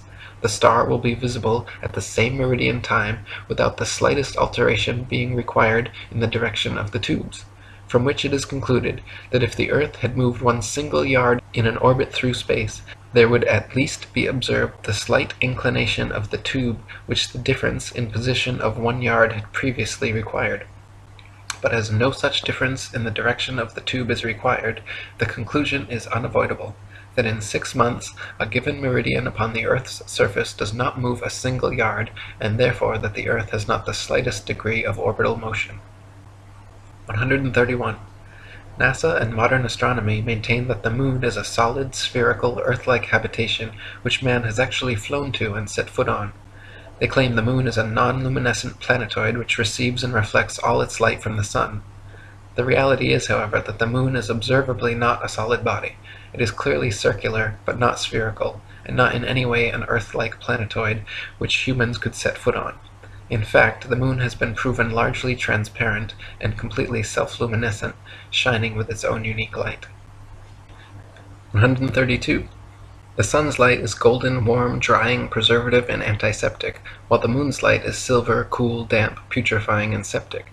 The Sun's rays decrease the combustion of a bonfire, while the Moon's rays increase combustion. Plant and animal substances exposed to sunlight quickly dry, shrink, coagulate, and lose the tendency to decompose and putrefy. Grapes and other fruits become solid, partially candied and preserved, like raisins, dates, and prunes. Animal flesh coagulates, loses its volatile gaseous constituents, becomes firm, dry, and slow to decay. When exposed to moonlight, however, plant and animal substances tend to show symptoms of putrefaction and decay. This proves that sun and moonlight are different, unique, and opposites, as they are in the geocentric flat model. 133. In direct sunlight, a thermometer will read higher than another thermometer placed in the shade, but in full direct moonlight, a thermometer will read lower than another placed in the shade. If the sun's light is collected in a large lens and thrown to a focus point, it can create significant heat, while the moon's light collected similarly creates no heat. In the Lancet Medical Journal from March 14, 1856, particulars are given of several experiments which prove the moon's rays, when concentrated, can actually reduce the temperature upon a thermometer more than 8 degrees. So sunlight and moonlight clearly have altogether different properties. 134. Furthermore, the moon itself cannot physically be both a spherical body and a reflector of the sun's light. Reflectors must be flat or concave for light rays to have any angle of incidence. If a reflector's surface is convex, then every ray of light points in a direct line with the radius perpendicular to the surface, resulting in no reflection. 135. Not only is the moon clearly self-luminescent, shining its own unique light, but it is also largely transparent. When the waxing or waning moon is visible during the day, it is possible to see the blue sky right through the moon. And on a clear night, during a waxing or waning cycle, it is even possible to occasionally see stars and planets directly through the surface of the moon. The Royal Astronomical Society has on record many such occurrences throughout history which all defy the heliocentric model. 136. Many people think that modern astronomy's ability to accurately predict lunar and solar eclipses is a result and proof positive of the heliocentric theory of the universe. The fact of the matter, however, is that eclipses have been accurately predicted by cultures worldwide for thousands of years before the heliocentric ball Earth was even a glimmer in Copernicus's imagination. Ptolemy, in the 1st century AD, accurately predicted eclipses for 600 years on the basis of a flat stationary Earth with equal precision as anyone living today. All the way back in 600 BC, Thales accurately predicted an eclipse which ended the war between the Medes and the Lydians. Eclipses happen regularly with precision in 18-year cycles, so regardless of geocentric or heliocentric, flat or globe Earth cosmologies, eclipses can be accurately calculated independent of such factors. 137. Another assumption and supposed proof of the Earth's shape, heliocentrists claim that lunar eclipses are caused by the shadow of the ball Earth occulting the moon. They claim the Sun, Earth, and Moon spheres perfectly align like three billiard balls in a row, so that the Sun's light casts the Earth's shadow onto the Moon. Unfortunately for heliocentrists, this explanation is rendered completely invalid due to the fact that lunar eclipses have happened and continue to happen regularly when both the Sun and Moon are still visible together above the horizon. For the Sun's light to be casting Earth's shadow onto the Moon, the three bodies must be aligned in a straight 180-degree syzygy, but as early as the time of Pliny, there are records of lunar eclipses happening while both the Sun and Moon are visible in the sky. Therefore, the eclipser of the Moon cannot be the Earth or Earth's shadow, and some other explanation must be sought. 138. Another favorite proof of ball earthers is the appearance from an observer on shore of ships' hulls being obfuscated by the water and disappearing from view when sailing away towards the horizon. Their claim is that ships' hulls disappear before their mastheads because the ship is beginning its declination around the convex curvature of the ball earth.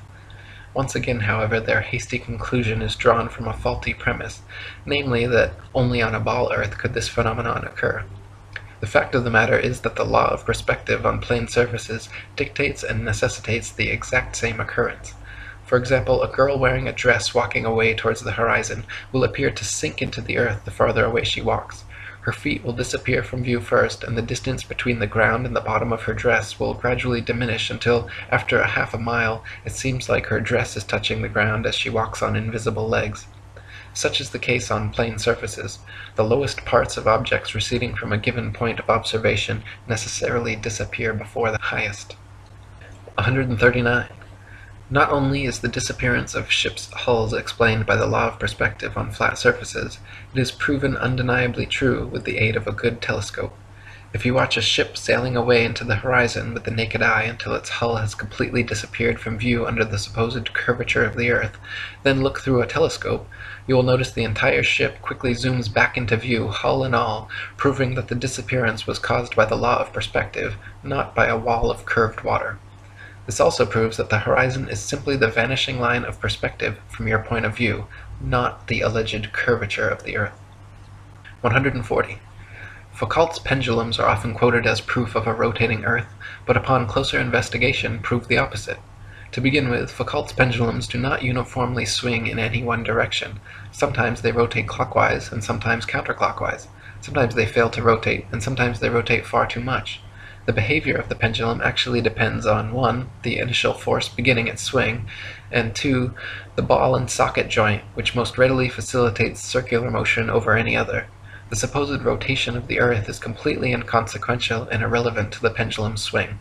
If the alleged constant rotation of the earth affected pendulums in any way, then there should be no need to manually start pendulums in motion.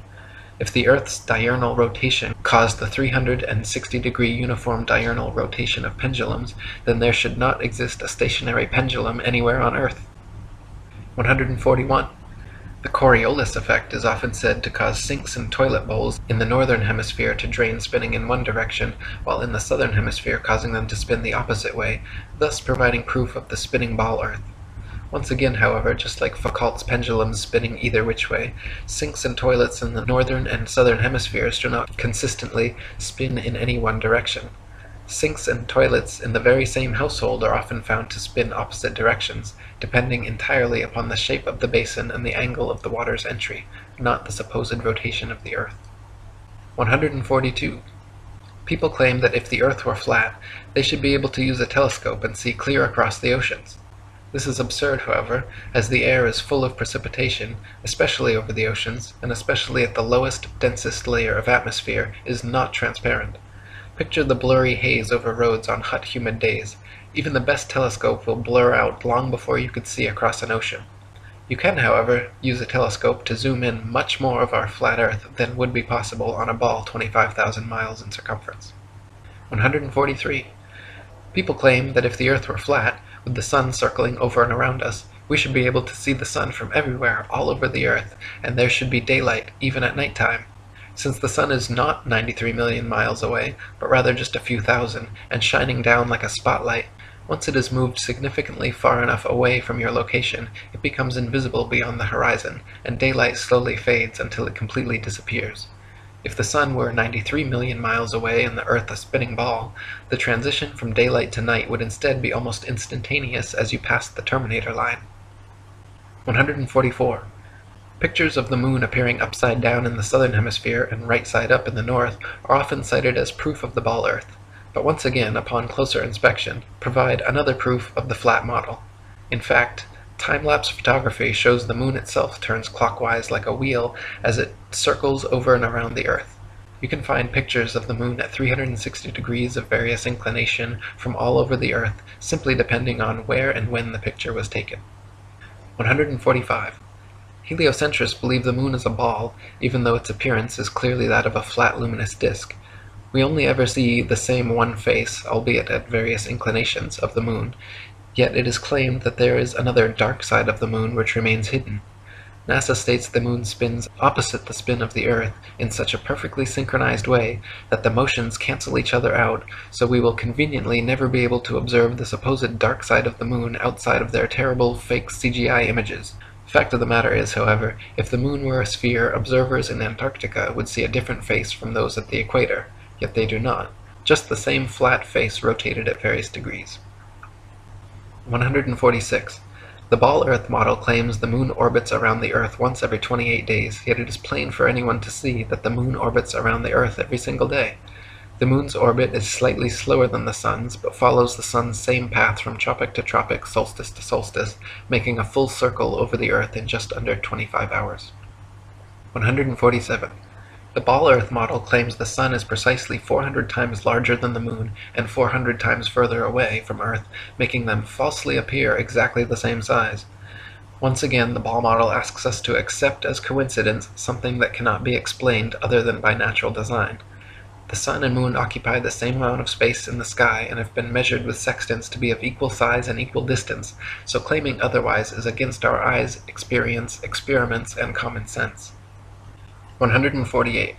Quoting Earth Not a Globe by Samuel Rowbotham, it is found by observation that the stars come to the meridian about 4 minutes earlier every 24 hours than the Sun, taking the solar time as the standard.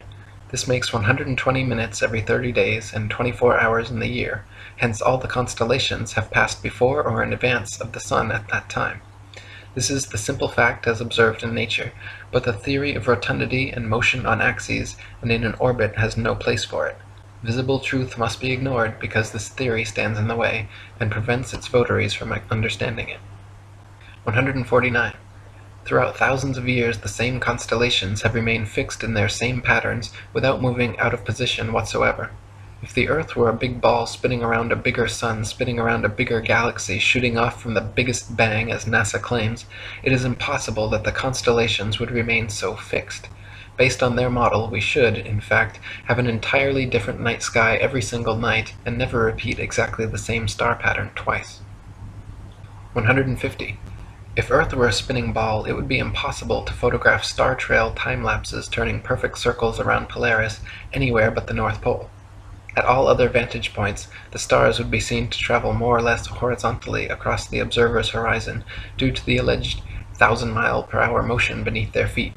In reality, however, Polaris's surrounding stars can always be photographed turning perfect circles around the central star all the way down to the Tropic of Capricorn. 151. If Earth were a spinning ball revolving around the Sun, it would actually be impossible for star trail photos to show perfect circles even at the North Pole. Since the Earth is also allegedly moving 67,000 miles per hour around the Sun moving 500,000 miles per hour around the Milky Way, and the entire galaxy going 67 million miles per hour, these four contradictory motions would make star trail time-lapses all show irregular curved lines. 152. In 2003, 3 university geography professors collaborated in an experiment to prove that the state of Kansas is indeed actually flatter than a pancake. Using topographical geodetic surveys covering over 80,000 square miles, it was determined that Kansas has a flatness ratio of 0.9997 over the entire state, while the average pancake, precisely measured using a confocal laser microscope, comes in at 0.957, making Kansas thereby literally flatter than a pancake. 153. Quoting Reverend Thomas Milner's Atlas of Physical Geography, we find that vast areas exhibit a perfectly dead level, scarcely a rise existing through 1,500 miles from the Carpathians to the Urals. South of the Baltic, the country is so flat that a prevailing north wind will drive the waters of the Stettiner Half into the mouth of the Oder, and give the river a backwards flow 30 or 40 miles. The plains of Venezuela and New Granada in South America, chiefly on the left of the Orinoco, are termed llanos, or level fields. Often, in the space of 270 square miles, the surface does not vary a single foot. The Amazon only falls 12 feet in the last 700 miles of its course. The La Plata has only a descent of 1/33 of an inch per mile. 154. The Felix Baumgartner Red Bull Dive outside camera shows the same amount of curvature of Earth from surface level to jump height, proving it to be a deceiving fish-eyed wide-angle lens, while the inside regular camera shows a perfectly flat horizon eye level at 128,000 feet, which is only consistent with a flat plane. 155. Some people claim to have seen the curvature of the Earth out their airplane windows. The glass used in all commercial airplanes, however, is curved to remain flush with the fuselage. This creates a slight effect mixed with the confirmation bias people mistake for being the alleged curvature of the Earth. In actuality, the fact that you see the horizon at eye level at 35,000 feet out both port and starboard windows proves the Earth is flat. If the Earth were a ball, no matter how big, the horizon would stay exactly where it was, and you would have to look down further and further to see the horizon at all. Looking straight out the window at 35,000 feet, you should see nothing but outer space from the port and starboard windows, as the Earth and horizon are supposed to be below you. If they are visible at eye level outside both windows, it's because the Earth is flat. 156. People also claim to see curvature in GoPro or other high-altitude camera footage of the horizon. While it is true that the horizon often appears convex in such footage, it just as often appears concave or flat depending on the tilt and movement of the camera. The effect is simply a distortion due to wide-angle lenses. In lens-corrected and footage taken without wide-angle technology, all amateur, high-altitude horizon shots appear perfectly flat. 157. If gravity magically dragged the atmosphere along with the spinning ball Earth, that would mean the atmosphere near the equator would be spinning at over 1,000 miles per hour. The atmosphere over the mid-latitudes would be spinning around 500 miles per hour, and gradually slower to the poles, where the atmosphere would be unaffected at 0 miles per hour. In reality, however, the atmosphere at every point on Earth is equally unaffected by this alleged force, as it has never been measured or calculated and proven non-existent by the ability of airplanes to fly unabated in any direction without experiencing any such atmospheric changes. 158. If gravity magically dragged the atmosphere along with the spinning ball Earth, that would mean the higher the altitude, the faster the spinning atmosphere would have to be turning around the center of rotation. In reality, however, if this were happening, then rain and fireworks would behave entirely differently as they fell down through progressively slower and slower spinning atmosphere. Hot air balloons would also be forced steadily faster eastwards as they ascended through the ever-increasing atmospheric speeds. 159. If there were progressively faster and faster spinning atmosphere the higher the altitude, that would mean it would have to abruptly end at some key altitude where the fastest layer of gravitized spinning atmosphere meets the supposed non-gravitized, non-spinning, non-atmosphere of infinite vacuum space. NASA has never even mentioned what altitude this impossible feat allegedly happens, but it is easily philosophically refuted by the simple fact that vacuums cannot exist connected to non-vacuums while maintaining the properties of a vacuum. Not to mention, the effect such a transition would have on a rocket spaceship would be disastrous. 160. It is impossible for rockets or any type of jet propulsion engines to work in the alleged non-atmosphere of vacuum space, because without air or atmosphere to push against, there is nothing to propel the vehicle forwards. Instead, the rockets and shuttles would be sent spinning around their own axis uncontrollably in all directions like a gyroscope. It would be impossible to fly to the moon or go in any direction whatsoever, especially if gravity were real and constantly sucking you towards the closest, densest body. 161. If Earth were really a ball, there would be no reason to use rockets for flying into outer space anyway, because simply flying an airplane straight at any altitude for long enough should and would send you off into outer space. To prevent their airplanes from flying tangent to the ball Earth, pilots would have to constantly course-correct downwards, or else within just a few hours, the average commercial airliner traveling 500 miles per hour would find themselves lost in outer space. The fact that this never happens, artificial horizons remain level at pilots' desired altitudes and do not require constant downward adjustments, proves the Earth is not a ball. 162. All NASA and other space agencies' rocket launches never go straight up. Every rocket forms a parabolic curve, peaks out, and inevitably starts falling back to Earth. The rockets which are declared successful are those few which don't explode or start falling too soon, but make it out of range of spectator view before crashing down into restricted waters and recovered. There is no magic altitude where rockets or anything else can simply go up, up, up, and then suddenly just start free-floating in space. This is all a science fiction illusion created by wires, green screens, dark pools, some permed hair, and zero-G planes. 163. NASA and other space agencies have been caught time and again with air bubbles forming and floating off in their official outer space footage. Astronauts have also been caught using scuba space gear, kicking their legs to move, and astronaut Luca Parmitano even almost drowned when water started filling up his helmet while allegedly on a spacewalk. It is admitted that astronauts train for their spacewalks in underwater training facilities like NASA's Neutral Buoyancy Lab, but what is obvious from their space bubbles and other blunders is that all official spacewalk footage is also fake and filmed underwater. 164. Analysis of many interior videos from the International Space Station have shown the use of camera tricks such as green screens, harnesses, and even wildly permed hair to achieve a zero-gravity type effect. Footage of the astronauts seemingly floating in the zero gravity of their space station is indistinguishable from Vomit Comet zero-G airplane footage. By flying parabolic maneuvers, this zero-G floating effect can be achieved over and over again, then edited together. For longer uncut shots, NASA has been caught using simple wires and green screen technology. 165. NASA claims one can observe the International Space Station pass by overhead, proving its existence. Yet analysis of the ISS seen through zoom cameras proves it to be some type of hologram or drone, not a physical floating space base. As you can see in my documentary ISS Hoax, when zooming in and out, the ISS dramatically and impossibly changes shape and color, displaying a prismatic rainbow effect until coming into focus, much like an old television turning on and off. 166. The geostationary communications satellite was first created by Freemason science fiction writer Arthur C. Clarke and supposedly became science fact just a decade later. Before this, radio, television, and navigation systems like LORAN and Decca were already well established and worked fine using only ground-based technologies. Nowadays, huge fiber-optic cables connect the internet across oceans, gigantic cell towers triangulate GPS signals, and ionospheric propagation allows radio waves to be bounced all without the aid of the science fiction bestseller known as satellites. 167. Satellites are allegedly floating around in the thermosphere, where temperatures are claimed to be upwards of 4,530 degrees Fahrenheit.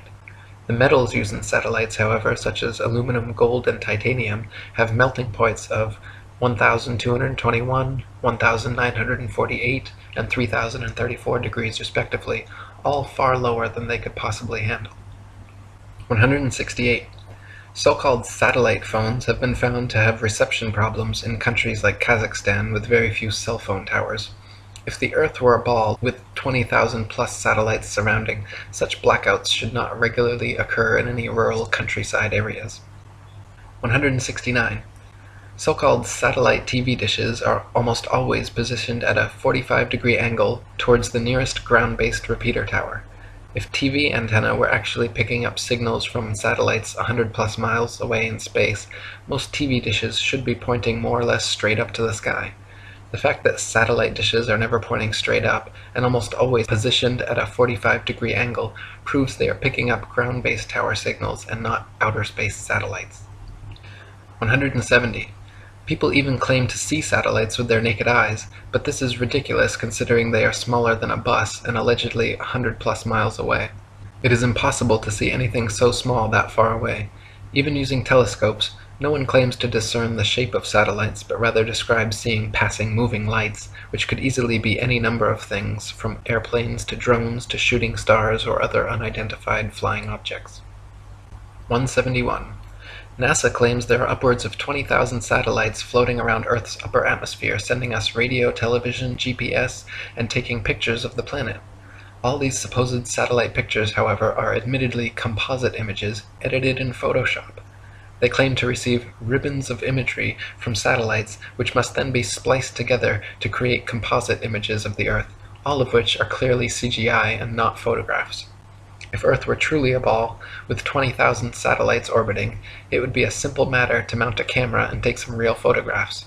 The fact that no real satellite photographs of the supposed ball Earth exist, in favor of NASA's ribbons of composite CG imagery, is further proof that we are not being told the truth. 172. If you pick any cloud in the sky and watch for several minutes, two things will happen. The clouds will move, and they will morph, gradually changing shape. In official NASA footage of the spinning ball Earth, such as the Galileo time-lapse video, however, clouds are constantly shown for 24+ hours at a time and not moving or morphing whatsoever. This is completely impossible, further proof that NASA produces fake CGI videos, and further evidence that Earth is not a spinning ball. 173. NASA has several alleged photographs of the ball Earth which show several exact duplicate cloud patterns. The likelihood of having 2 or 3 clouds of the exact same shape in the same picture is as likely as finding 2 or 3 people with the exact same fingerprints. In fact, it is a solid proof that the clouds were copied and pasted in a computer program, and that such pictures showing a ball-shaped Earth are fakes. 174. NASA graphics artists have placed things like faces, dragons, and even the word sex into cloud patterns over their various ball Earth pictures. Their recent 2015 Pluto pictures even clearly have a picture of Disney's Pluto the dog layered into the background. Such blatant fraud goes unnoticed by the hypnotized masses, but provides further proof of the illegitimacy of NASA and their spinning ball planet mythos. 175. Professional photo analysts have dissected several NASA images of the ball Earth and found undeniable proof of computer editing. For example, images of the Earth allegedly taken from the Moon have proven to be copied and pasted in, as evidenced by rectangular cuts found in the black background around the Earth by adjusting brightness and contrast levels. If they were truly on the Moon and Earth was truly a ball, there would be no need to fake such pictures. 176.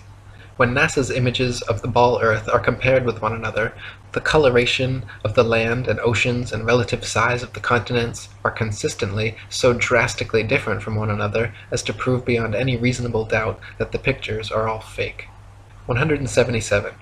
In the documentary A Funny Thing Happened on the Way to the Moon, you can watch official leaked NASA footage showing Apollo 11 astronauts Buzz Aldrin, Neil Armstrong, and Michael Collins for almost an hour using transparencies and camera tricks to fake shots of a round Earth. They communicate over audio with control in Houston about how to accurately stage the shot, and someone keeps prompting them on how to effectively manipulate the camera to achieve the desired effect. First, they blacked out all the windows except for a downward-facing circular one, which they aimed the camera towards from several feet away. This created the illusion of a ball-shaped Earth surrounded by the blackness of space, when in fact it was simply a round window in their dark cabin.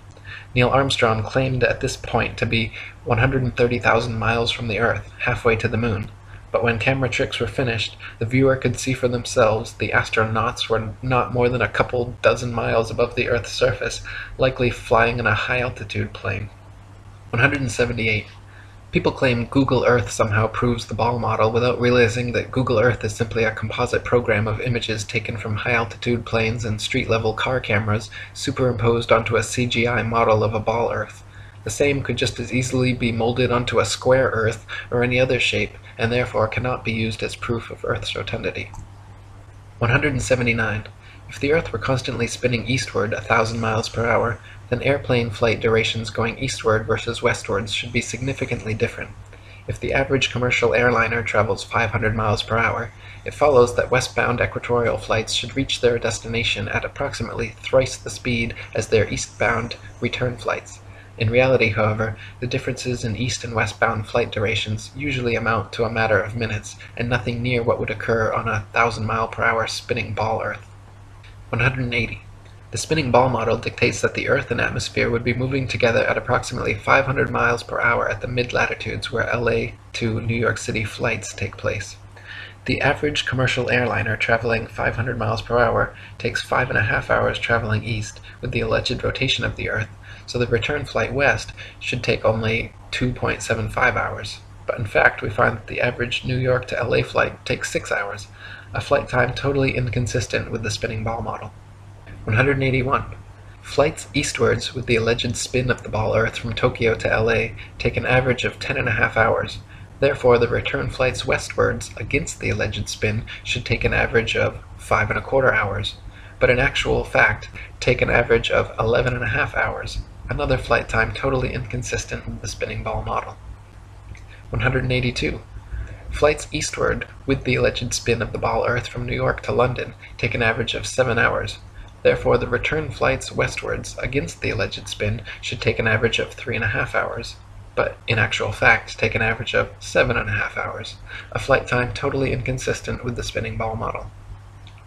183.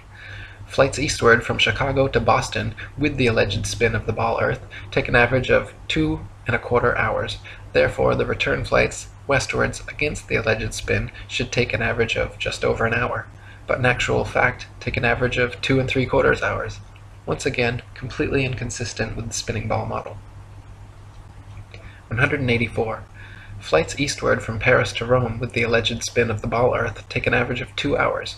Therefore, the return flights westward against the alleged spin should take an average of 1 hour, but in actual fact have an average flight duration of 2 hours and 10 minutes, a flight time totally inconsistent with the spinning ball model. 185. We are told that the Earth and atmosphere spin together at such a perfect uniform velocity that no one in history has ever seen, heard, felt, or measured the supposed 1,000 mile per hour movement. This is then often compared to traveling in a car at uniform velocity, where we only feel the movement during acceleration or deceleration. In reality, however, even with eyes closed, windows up, over smooth tar in a luxury car at a mere uniform 50 miles per hour, the movement absolutely can be felt. At 20 times this speed, Earth's imaginary 1,000 mile per hour spin would most certainly be noticeable, felt, seen, and heard by all. 186. People sensitive to motion sickness feel distinct unease and physical discomfort from motion as slight as an elevator or train ride. This means that the 1,000 mile per hour alleged uniform spin of the Earth has no effect on such people, but add an extra 50 miles per hour uniform velocity of a car and their stomach starts turning knots. The idea that motion sickness is nowhere apparent in anyone at 1,000 miles per hour, but suddenly comes about at 1,050 miles per hour, is ridiculous and proves the Earth is not in motion whatsoever. 187. The second law of thermodynamics, otherwise known as the law of entropy, along with the fundamental principles of friction and resistance, determine the impossibility of Earth being a uniformly spinning ball. Over time, the spinning ball Earth would experience measurable amounts of drag, constantly slowing the spin and lengthening the amount of hours per day. As not the slightest such change has ever been observed in all of recorded history, it is absurd to assume the Earth has ever moved an inch. 188. Over the years, NASA has twice changed their story regarding the shape of the Earth. At first they maintained Earth was a perfect sphere, which later changed to an oblate spheroid flattened at the poles, and then changed again to being pear-shaped, as the southern hemisphere allegedly bulges out as well. Unfortunately for NASA, however, none of their official pictures show an oblate spheroid or pear-shaped Earth. All their pictures, contrary to their words, show a spherical, and clearly CGI fake, Earth. 189. The Bible, Quran, Srimad Bhagavatam, and many other holy books describe and purport the existence of a geocentric stationary flat Earth. For example, 1 Chronicles 16:30 and Psalm 96:10 both read, "He has fixed the earth firm, immovable." And Psalm 93:1 says, "The world also is established, that it cannot be moved." The Bible also repeatedly affirms that the earth is outstretched as a plane, with the outstretched heavens everywhere above, not all around, giving a scriptural proof the earth is not a spinning ball. 190. Cultures the world over throughout history have all described and purported the existence of a geocentric stationary flat earth. Egyptians, Indians, Mayans, Chinese, Native Americans, and literally every ancient civilization on earth had a geocentric flat earth cosmology. Before Pythagoras, the idea of a spinning ball Earth was non-existent, and even after Pythagoras it remained an obscure minority view until 2,000 years later when Copernicus began reviving the heliocentric theory. 191. From Pythagoras to Copernicus, Galileo and Newton to modern astronauts like Aldrin Armstrong and Collins, to Director of NASA and Grand Commander of the 33rd Degree, C. Fred Klangknecht, the founding fathers of the spinning ball mythos have all been Freemasons. The fact that so many members of this, the largest and oldest secret society in existence, have all been co-conspirators bringing about this literal planetary revolution is beyond the possibility of coincidence and provides proof of organized collusion in creating and maintaining this multi-generational deception. 192. Quoting Terra Firma by David Wardlaw Scott, the system of the universe as taught by modern astronomers being founded entirely on theory, for the truth of which they are unable to advance one single real proof, they have entrenched themselves in a conspiracy of silence, and decline to answer any objections which may be made to their hypothesis. Copernicus himself, who revived the theory of the heathen philosopher Pythagoras and his great exponent Sir Isaac Newton, confessed that their system of a revolving earth was only a possibility and could not be proved by facts. It is only their followers who have decorated it with the name of an exact science, yea, according to them, the most exact of all the sciences. Yet one astronomer royal for England once said, speaking of the motion of the whole solar system, "The matter is left in a most delightful state of uncertainty, and I shall be very glad if anyone can help me out of it." What a very sad position for an exact science to be in is this. 193. No child or unindoctrinated man in their right mind would ever conclude or even conceive, given to their own devices, based on their own personal observations, that the earth was a spinning ball revolving around the sun. Such imaginative theories, nowhere present in anyone's daily experience, require and have required massive amounts of constant propaganda to uphold the illusion. 194. From David Wardlaw Scott. I remember being taught when a boy that the earth was a great ball revolving at a very rapid rate around the sun, and when I expressed to my teacher my fears that the waters of the oceans would tumble off, I was told that they were prevented from doing so by Newton's great law of gravitation, which kept everything in its proper place. I presume that my countenance must have shown some signs of incredulity, for my teacher immediately added, "I can show you a direct proof of this. A man can whirl around his head a pail filled with water without it being spilt, and so, in like manner, can the oceans be carried round the sun without losing a drop." As this illustration was evidently intended to settle the matter, I then said no more upon the subject. Had such been proposed to me afterwards as a man, I would have answered somewhat as follows.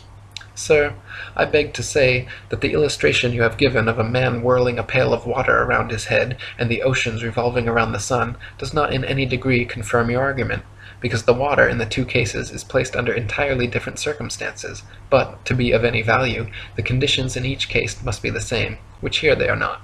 The pail is a hollow vessel which holds the water inside it, whereas, according to your teaching, the earth is a ball, with a continuous curvature outside, which, in agreement with the laws of nature, could not retain any water. 195. Astronomers say the magical magnetism of gravity is what keeps the oceans of the world stuck to the ball Earth. They claim that because the Earth is so massive, by virtue of this mass it creates a magic force able to hold people, oceans, and atmosphere tightly clung to the underside of the spinning ball.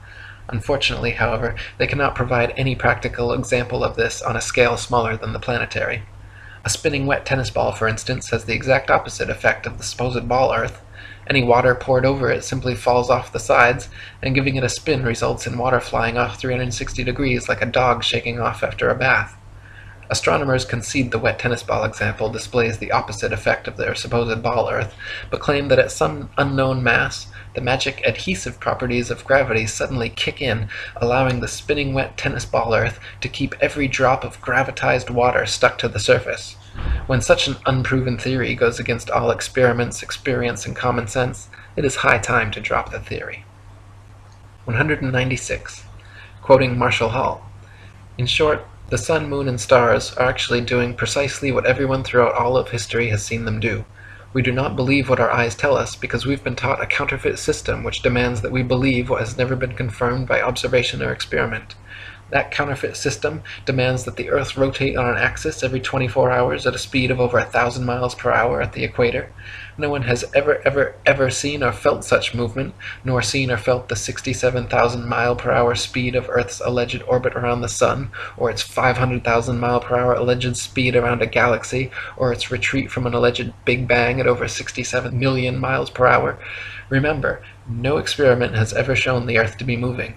Add to that the fact that the alleged rotational speed we've all been taught as scientific fact must decrease every inch or mile one goes north or south of the equator, and it becomes readily apparent that such things as accurate aerial bombing in World War II down a chimney from 25,000 feet with a plane going any direction at high speed would have been impossible if calculated on an Earth moving below at several hundred miles per hour and constantly changing with the latitude.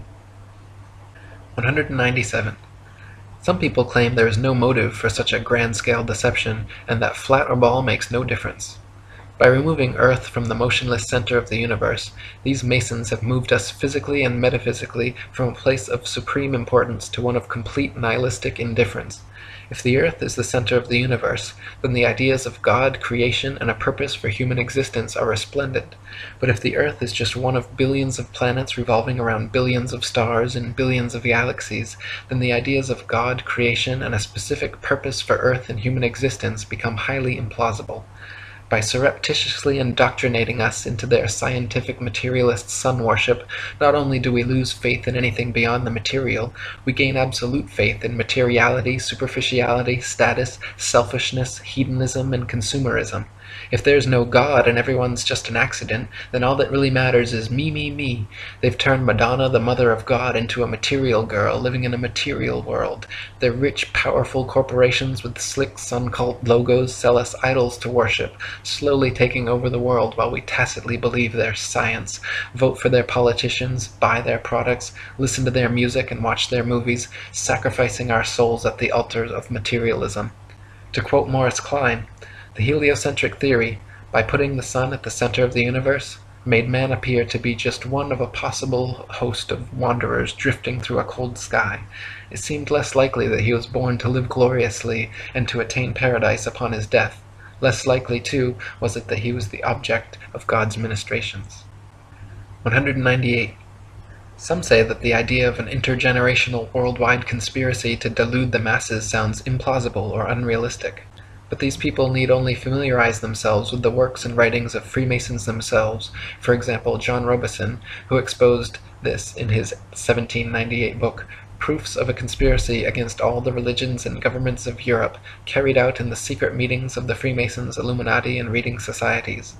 Supreme Commander of the 33rd Degree Albert Pike was quite forthcoming in several letters regarding the Masons' ultimate goal of world domination, and the Zionist Protocols of the Learned Elders of Zion, the exact plan by which this would be and has been carried out, is completely disclosed. 199. From Foundations of Many Generations by E. Eschini. The only thing the fable of the revolving earth has done, it has shown the terrible power of a lie. A lie has the power to make a man a mental slave, so that he dares not back the evidence of his own senses. To deny the plain and obvious movement of the sun he sees before him, when he feels himself standing on an earth utterly devoid of motion, at the suggestion of someone else, he's prepared to accept that he's spinning furiously around. When he sees a bird flying and gaining over the ground, he's prepared to believe that the ground is really traveling a great number of times faster than the bird. Finally, in order to uphold the imagination of a madman, he is prepared to accuse his Maker of forming for him a sensiferous lie. 200. Finally, from Dr. Robotham. Thus we see that this Newtonian philosophy is devoid of consistency. Its details are the result of an entire violation of the laws of legitimate reasoning, and all its premises are assumed. It is, in fact, nothing more than an assumption upon assumption, and the conclusions derived therefrom willfully considered as things proved, and to be employed as truths to substantiate the first and fundamental assumptions. Such a juggle and jumble of fancies and falsehoods, extended and intensified as in theoretical astronomy, is calculated to make the unprejudiced inquirer revolt with horror from the terrible conjuration which has been practised upon him, to sternly resolve to resist its further progress, to endeavour to overthrow the entire edifice, and to bury in its ruins the false honours which have been associated with its fabricators, and which still attach to its devotees. For the learning, the patience, the perseverance, and devotion for which they have ever been examples, honour and applause need not be withheld, but their false reasoning, the advantages they have taken of the general ignorance of mankind in respect to astronomical subjects, and the unfounded theories they have advanced and defended, cannot be otherwise than regretted, and ought to be by every means possible uprooted. For more information about our flat Earth, read The Flat Earth Conspiracy by Eric Dubay, and visit atlanteanconspiracy.com and ifers.boards.net.